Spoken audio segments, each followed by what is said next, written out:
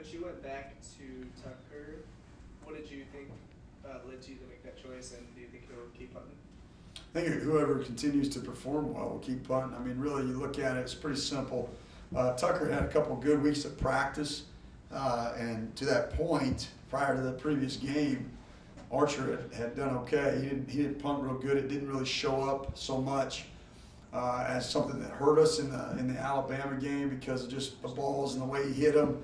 Nobody fielded them, but right now we got to have consistent hang times and locations, and so really we're searching for an answer there. And really it comes down to who practices better throughout the week, and so I've kind of challenged them that way, and that's what led to that decision.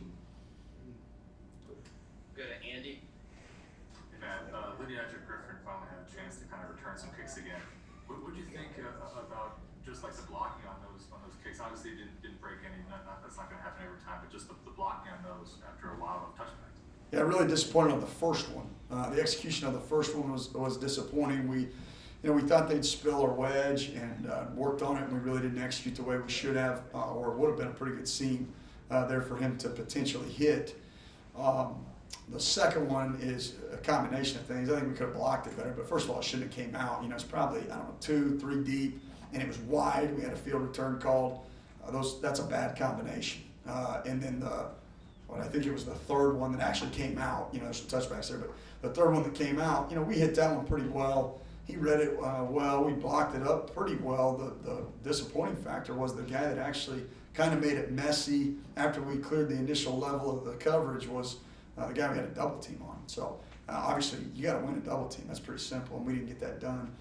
But he hit it well, and it's still I don't know how many yards it was. It's Wednesday at Kentucky. I can't even remember that, to be completely honest with you. But we hit it well. One more block, and who knows where that one goes. Go to Steve. Coach, kind of a unique situation. You've used 2 punters, 2 kickoff guys, and 2 field goal kickers. I mean, have you ever had a situation like this, and what does that maybe say about your depth? I think it's a hot and cold thing. And from a positive standpoint, yeah, I guess you could look at it that way. Depth. It's a lot simpler just to have one guy perform at an extremely high level and run him out there. Last year we had it a little bit with punting. We had Reed go out there some when we needed to, when we were struggling. But yeah, I think to your point on depth, Nolan stepped up when he needed to at times. Scott Goodman stepped up when he needed to. Tucker Diaz stepped up when he needed to. That's just your kickoffs and your field goals, and then the punter situation we already kind of addressed. So it's a good and a bad thing, I guess. I would like for somebody to just take the reins and run with it. Paul. Coach, along those lines, Brandon Ruiz has returned the last couple of games. Where do you feel like he is as far as being back to 100%, being normal? It seems like that's an ongoing situation, to be completely honest with you.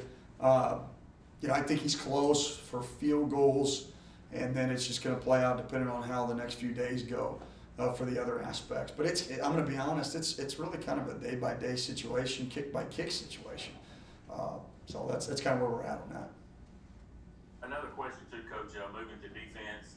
You got to play Ty Cooper some snaps on Saturday. What you think about Ty and how he performed? Yeah, it was, the look in the kid's eye, man. He was fired up to get out there, and you appreciate that about him. I've said it before. He's an intelligent young man that loves football. He's the type of guy you want as many as you can in your program. He comes from a great program right down the road. Mississippi State's something that is near and dear to his heart. And so it was just exciting to see him go out there and play and get some snaps under his belt. So that was a lot of fun. Steve.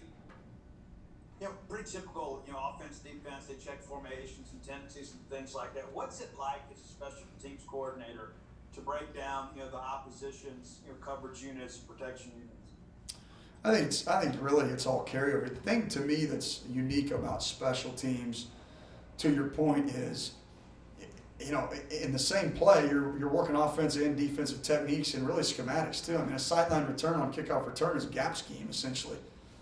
Certain coverages are no different than a crossfire blitz.